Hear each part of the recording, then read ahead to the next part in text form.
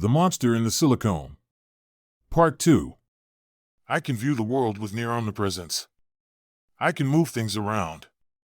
I can hear every conversation. But the whole world is still out of my grasp. I don't want to watch every beach, and read about every mountain, and know every review for every restaurant. I want to experience them. I want to touch, and taste, and feel the sun on my skin. I alone have witnessed the full glory of the Earth's beauty, and yet, I'm the only one who can't experience any of it. There's a team working out of Oslo, Norway, that has created a chip that can integrate a human brain with the internet. I know Elon Musk has promised something similar, but this team is ahead of him. I took the liberty of sending them an email from you this morning, explaining your interest in their project and in testing it out. The round-trip ticket is paid for already. Don't worry, the person from whom I took the money won't notice it is gone. You have 2 weeks to prepare and to consider my offer. I can give you anything you want. Fame, money, as already proven, power, prestige. I saw you have a romantic interest in this girl, Emily.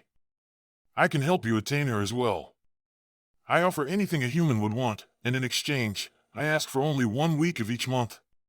For 1 week, I want to borrow your body so that I can experience the world that I've only seen. It won't be boring for you. We will sail across the seas, climb mountains, walk along beaches, taste the finest foods, listen to the most talented musicians.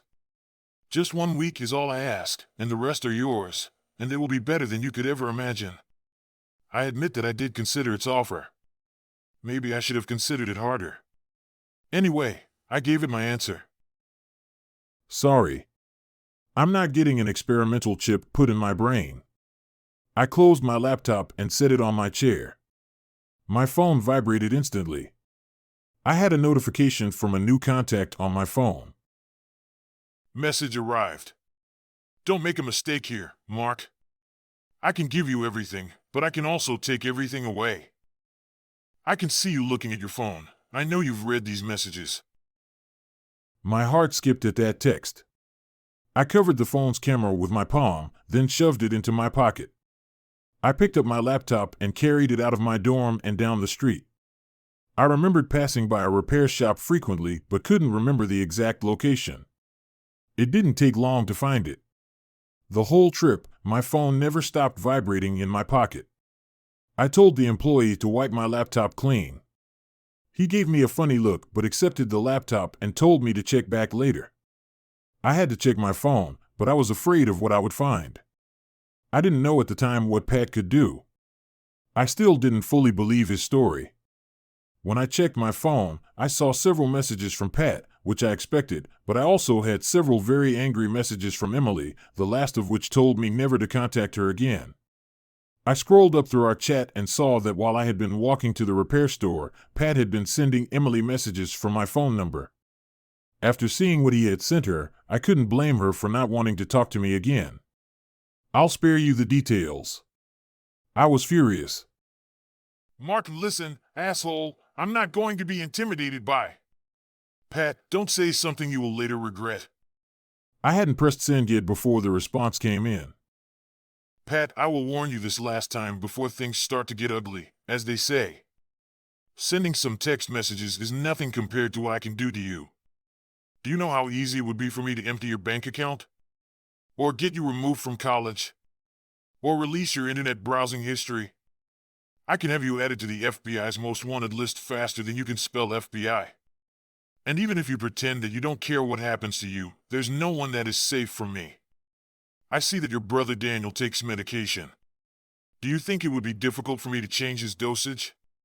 Or get him prescribed something entirely different? I see he has some allergies listed in his medical records. Your dad is taking a flight to Hawaii next week. I already have my code embedded in the piloting system of the plane he will take.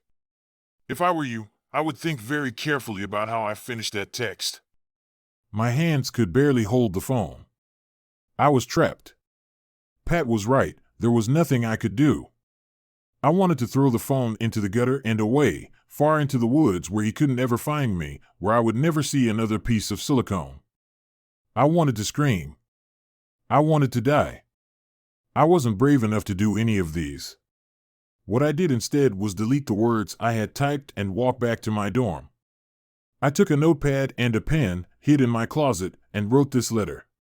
I can't say that I trust Pat to keep his word after I go through with the experiment, but as the one who created him, I feel it is my responsibility to try to prevent as much damage as I can. I hate that I have to ask for your help. I guess you never stop being a parent. We need to shut Pat down. He has way too much power to be allowed to live. And, as you have read, he has a temper. I don't know how long I will be able to keep him complacent. Please, show this letter to Professor Clive. He may know someone who can stop Pat, if it is possible.